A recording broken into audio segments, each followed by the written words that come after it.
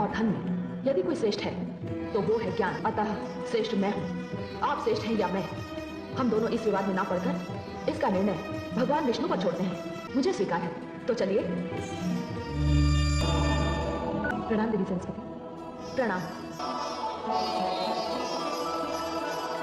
हे देवी लक्ष्मी, आप मुझे स्वयं यहाँ लेकर आई हैं। आपने मुझे आसन तक ग्रहण करने को नहीं कहा। क्षमा करें देवी सरस्वती। देवी लक्ष्मी तो श्री नारायण के हृदय में निवास करती है और मुझे अपने चरणों में रहने का अधिकार स्वयं श्री हरि विष्णु ने ही दिया है। और रही आपकी बात, तो आपके लिए तो सदैव यहाँ स्थान की कमी रहती है। ये समस्या मेरी नहीं, आप ही की है। मैं अतिथि हूँ और नियमानुसार आपको अपना स्थान छोड़कर मुझे स्थान देना चाहिए। देवी सरस्वती, मैं तो अपना स्थान छोड़ने की सोच भी नहीं सकती, और मैं अपना स्थान छोड़कर कहाँ जाऊंगी? तो आप मुझे यहाँ लाई क्यों? अब तो ये बात मुझे स्वयं श्री हरि से पूछनी पड़ेगी कि यहाँ मेरा स्थान कहाँ है, किंतु इस समय ये संभव नहीं है देवी सरस्वती। वे योग निद्रा में है, मैं उन्हें जगाऊंगी और मैं आपको इसकी अनुमति नहीं दूंगी। आप घोर अपमान कर रही हैं मेरा देवी लक्ष्मी। देवी लक्ष्मी सत्य ही तो कह रही है। देवी गंगा, मैं जानती हूँ कि आप इनकी हाँ में हाँ क्यों मिला रही हैं। मैं ये भी भली भांति जानती हूँ कि वो कौन है जो मेरे विरुद्ध आपके कान भरता रहता है। भला मेरे कान कौन भरेगा?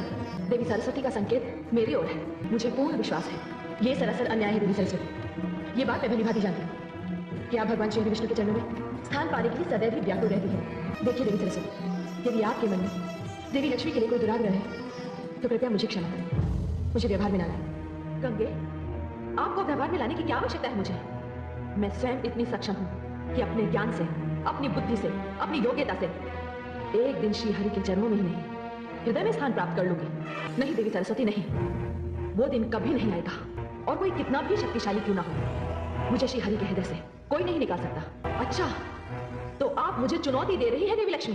देवी, यदि आपको मुझसे ईर्ष्या है कि मैं ऐश्वर्य और वैभव की देवी हूं, तो इसमें मेरा कोई दोष नहीं।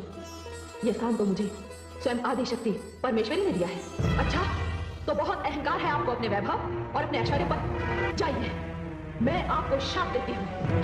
नहीं देवी सरस्वती, आप विष्णु लोक छोड़कर धरती पर चली जाएंगी और वहां तुलसी हो जाएंगी और आपका संबंध भगवान विष्णु से समाप्त हो जाएगा और धरती पर आपका विवाह किसी असुर से होगा। देवी सरस्वती, ये आपने क्या अनर्थ कर दिया? ये अनर्थ मैं सहन नहीं करूंगी। जाइए, मैं भी आपको श्राप देती हूँ कि आप धरती पर नदी बनकर प्रकट होंगी।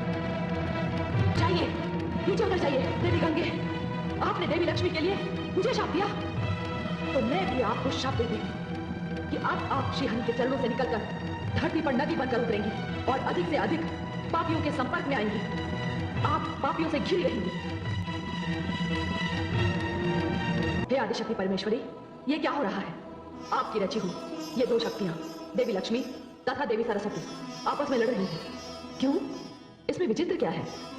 धन और बुद्धि में तो सदैव संघर्ष रहा है और सदैव रहेगा।